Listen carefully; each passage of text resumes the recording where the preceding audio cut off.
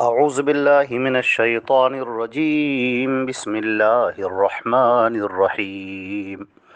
وَتِلْكَ الْقُرَىٰ أَهْلَكْنَاهُمْ لَمَّا ظَلَمُوا وَجَعَلْنَا لِمَهْلِكِهِم مَّوْعِدًا۔ یہ سورۃ الکہف کی آیت نمبر 59 ہے، 59، اور ترجمہ اس آیت کا یہ ہے: اور یہی بستیاں ہیں ہم نے انہیں ہلاک کر دیا جب انہوں نے ظلم کیا، اور ہم نے ان کی ہلاکت کے لیے ایک مقرر وقت رکھ دیا تھا۔ کفار مکہ سے یہ خطاب ہو رہا ہے، جیسا کہ اس سے پہلے کی جو آیات تھیں اس کے اندر بھی خطاب ہو رہا تھا،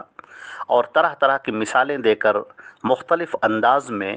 کفار مکہ کو اس بات پر آمادہ کیا جا رہا تھا کہ تم اپنی عقل اور اپنے شعور کا صحیح استعمال کرو، اور یہ دیکھو کہ تمہارے درمیان جو رسول بھیجے گئے ہیں، حضرت محمد مصطفیٰ صلی اللہ علیہ وسلم، جن کو رسول بنا کر بھیجا گیا ہے، وہ تم کو نجات کا راستہ دکھلاتے ہیں، وہ تمہیں ہدایت کا راستہ دکھلاتے ہیں۔ تم ان کی بات مانو، ان کی اتباع کرو، ان پر ایمان لاؤ اور ان کے راستے پر چلے آؤ، تم اللہ کی جنت میں داخل ہو جاؤ گے، اللہ کے رضامندی کو پا لو گے، اور ابدی اور سرمدی اور ہمیشہ رہنے والی نعمتوں سے تم بہرہ مند ہو جاؤ گے۔ چنانچہ اللہ رب العزت نے فرمایا کہ ان لوگوں کا انجام تمہارے سامنے ہے جن لوگوں نے اللہ کی نافرمانی کی، اس کے رسولوں کو جھٹلایا اور ان کی تکذیب کی، ان کا مذاق اڑایا۔ جب رسول کا مذاق اڑایا گیا، جب اللہ کی بھیجی ہوئی آیتوں کا تمسخر کیا گیا، اور جب اللہ کے احکام کو پس پشت ڈال دیا گیا، تو اللہ نے اس قوم پر عذاب بھیجا،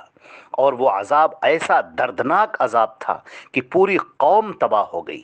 ان کی مال، ان کی دولت، ان کی قوت، ان کی طاقت کچھ کام نہ آیا۔ انہوں نے جو کمایا تھا کوئی کام نہیں آیا۔ جو ان کو لوگوں کے اوپر غرور تھا اور فخر تھا کہ ہمارے اتنے لوگ ہیں، ہمارے اتنے حمایتی ہیں، ہمارے اتنے قبائل کے لوگ ہمارے دوست ہیں، کوئی ان کے کام نہیں آیا۔ وہ بڑے بڑے اونچے مکانات جو پہاڑوں کو تراش کر انہوں نے مکانات بنائے تھے، وہ مکانات بھی ان کے کام نہ آئے، وہ سب خالی ہو گئے، بستیاں الٹ دی گئیں۔ اللہ رب العزت نے فرمایا ہے ان کفار مکہ کو یاد دلانے کے لیے کہ تم اس راستے سے جب تم ملک شام کی طرف جاتے ہو، 2 مرتبہ تمہارا سفر ہوتا ہے، جاڑے میں اور گرمی میں، ان بستیوں کی طرف سے تم نکلتے ہو، ذرا دیکھو کہ ان آبادیوں کو ویرانے میں کس نے بدل دیا۔ یہ آبادیاں جہاں پر زندگی رقص کرتی تھی، یہاں پر زندگی کے نغمات گونجتے تھے، قہقہے گونجتے تھے، لوگ خوش خرم تھے اور بہت ہی مستی میں اپنی زندگی گزار رہے تھے، آج وہاں پر ویرانی طاری ہو گئی۔ وہ بالکل قبرستان کا سما بن گیا، بالکل خاموشی چھائی ہوئی ہے، وہاں پر کسی کی ایک آواز بھی نہیں آتی۔ یہ پوری قوم تباہ و برباد کر دی گئی، یہ اس لیے کہ انہوں نے اللہ کی نافرمانی کی۔ یہاں پر خطاب اگرچہ کفار سے ہے، لیکن یہ خطاب عام ہے، تمام انسانوں سے ہے، پوری دنیا کے انسانوں سے ہے کہ تم ذرا اپنے آپ کو دیکھو، چاروں طرف دیکھو، گھوم پھر کر دیکھو کہ جو لوگ اس دنیا میں رہا کرتے تھے، ایک زمانے میں ان کو بھی بڑا غرور تھا، اپنے آپ پر بڑا گھمنڈ تھا، اپنی دولت پر، اپنے مال پر، اپنے لوگوں پر، اپنے اسٹیٹس پر اور اپنی شان و شوکت پر، اپنے بنائے ہوئے محلات پر، عمدہ مکانات پر اور اچھے تعلقات پر ان کو بڑا غرور تھا، بڑا غرہ تھا۔ لیکن ایک وہ وقت آیا کہ وہ سب ختم ہو گیا۔ اب وہ اپنے اعمال کی گٹھری لیے ہوئے اللہ کے دربار میں حاضر ہو گئے، اس کے سامنے حاضر ہو گئے۔ اب جو کچھ انہوں نے اپنے نیک کام کیے تھے آج وہ ان کے کام آئیں گے، اور جو برائیاں انہوں نے باندھ رکھی ہیں اپنے ساتھ میں، وہ آج برائیوں کا ان کو حساب دینا ہوگا۔ اللہ رب العزت فرماتے ہیں کہ زندگی پر غور کرو، اپنے آپ پر غور کرو، کیا بھروسہ ہے زندگانی کا، آدمی بلبلا ہے پانی کا۔ ذرا غور کرے اپنے آپ پر، زندگی کب ختم ہو جائے گی؟ ہم اس دنیا میں کیا یہاں سے لے کر جا رہے ہیں، کون سے اعمال لے کر جا رہے ہیں؟ اللہ کو خوش کرنے والے اعمال ہیں یا اللہ کو ناراض کرنے والے اعمال ہیں؟ اللہ نے فرمایا وَتِلْكَ الْقُرَىٰ، تل کا اشاروں کے لیے آتا ہے، وہ یہ گاؤں، یہ قرا سے مراد گاؤں، قریتن کی جمع ہے قرا، جس کے معنی آتے ہیں گاؤں، بستیاں،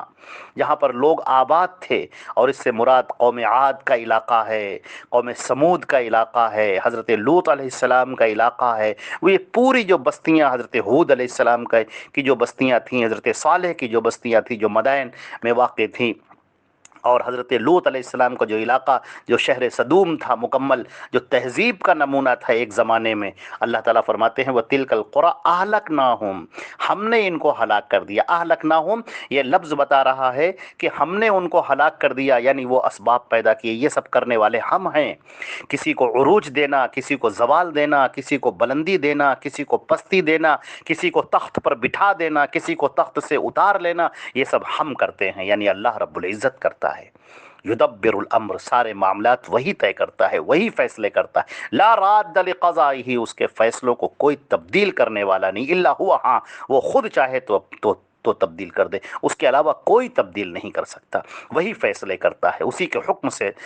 معاملات نازل ہوتے ہیں، وہ جو چاہے کرے۔ لا یسأل عما یفعل وهم یسألون، کسی کا مجال نہیں کہ اس سے سوال کر سکے، اور وہ ہر ایک سے سوال کرے گا، وہ جس سے چاہے سوال کر لے، سب اس کے محتاج ہیں اور وہ کسی کا محتاج نہیں، وہ بادشاہ ہے اور سب اس کے غلام ہیں۔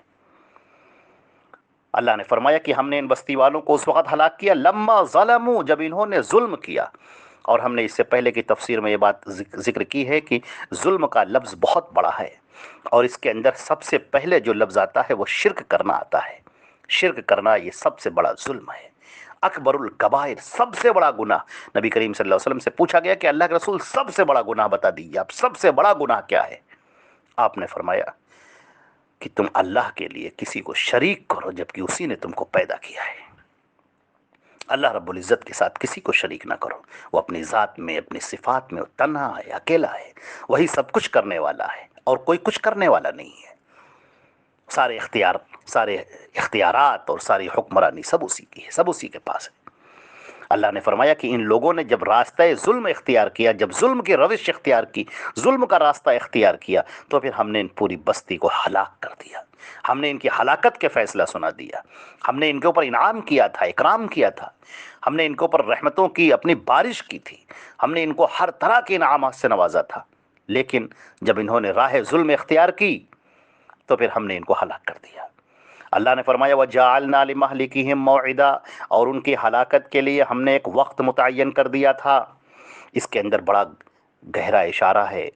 کفار مکہ کی جانب، جو یہ بار بار کہہ رہے ہیں کہ اگر تم سچے ہو تو عذاب لے آؤ، اے نبی تم ہمارے اوپر عذاب کیوں نہیں لے آتے، ہم تو تم کو ستا رہے ہیں۔ دیکھو بسا اوقات ایسا ہوتا ہے کہ باطل بڑا غرور میں ہوتا ہے، اور اس کو ایسا لگتا ہے کہ بس اسی کے پاس طاقت اور قوت ہے، اور وہ مظلومین پر ظلم کرتا ہے اور ان کے اوپر ظلم کے پہاڑ توڑتا ہے، اور وہ یہ سمجھتا ہے کہ بس میں ہی نشے میں ہوں، میں ہی طاقت میں ہوں۔ وہ طاقت کے نشے میں بدمست ہو جاتا ہے، ایک پاگل ہاتھی کی طرح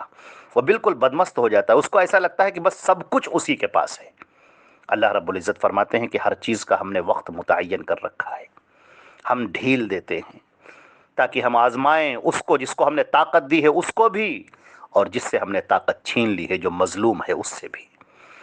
ہم یہ دیکھتے ہیں کہ کون ہے جو ہماری طرف رجوع کرنے والا ہے، کون ہے جو عدل و انصاف کے ساتھ قائم رہنے والا ہے، کون ہے جو اپنی طاقت کا صحیح استعمال کر کے اللہ کو راضی کرنے کی فکر کرتا ہے، اور کون ہے جو حالت مظلومیت میں ہو کر، جب وہ حالت ظلم میں ہے، اس وقت کس قدر وہ صبر کا مظاہرہ کرتا ہے، کس قدر اللہ پر توکل اور ایمان کا مظاہرہ کرتا ہے، کس قدر اس کے پیر مضبوطی کے ساتھ ایمان پر جم جاتے ہیں۔ ہم یہ دونوں باتیں دیکھتے ہیں، اور ہم نے ہلاکت کا ایک وقت متعین کر رکھا ہے، ہم فیصلے کرتے ہیں اور فیصلوں کا ایک وقت متعین ہے۔ لہٰذا جو طاقت میں بدمست ہوئے جا رہے ہیں ان کو جان لینا چاہیے کہ زندگی ہمیشہ رہنے کی نہیں ہے، یہ طاقت اور قوت ہمیشہ باقی نہیں رہے گی، تمہیں اس کا حساب دینا ہوگا اللہ کے ہاں، تم اس کے سامنے کھڑے ہوگے، مرنے کے بعد اس کے سامنے کھڑے ہوگے، اور تمہیں اپنی زندگی کے ایک ایک لمحے کا حساب دینا ہوگا، تمہارا ہر عمل نوٹ کیا جا رہا ہے۔ لہذا اس کے اندر بہت اہم باتیں اس آیت کے اندر بیان کر دی گئی ہے کہ آدمی کو ہمیشہ آخرت کی فکر کرنی چاہیے، اور جو بھی اللہ نے اسے دے رکھا ہے اس کو وہ سمجھے کہ یہ بطور آزمائش کے ہے، یہ ہماری آزمائش ہے، اور ہمیں اس کا حساب دینا ہوگا اللہ کے ہاں، چاہے وہ نعمتیں ہوں اور چاہے وہ پریشانیاں ہوں۔ پریشانیوں میں ہماری زبان سے غلط الفاظ نہ نکلیں، ہمارا معاملہ اللہ سے خراب نہ ہونے پائے، ہمارا ایمان ڈگمگا نہ جائے، اور اگر ہمیں اللہ نے نوازا ہے، طاقت اور قوت دی ہے، تو ہم اس کا صحیح اور درست استعمال کریں۔ اور یہ یاد رکھیں کہ دنیا کی زندگی بہت جلد ختم ہو جانے والی ہے اور آخرت کی زندگی ہمارے سامنے آنے والی ہے، اور یہ کہ اللہ نے ہر چیز کا ایک وقت متعین کر رکھا ہے۔ تم جلدی مت کرو، اللہ نے ہر چیز کا ایک وقت متعین کر رکھا ہے اور وہ چیز اپنے اسی وقت پر ہوگی۔ والسلام علیکم ورحمۃ اللہ وبرکاتہ۔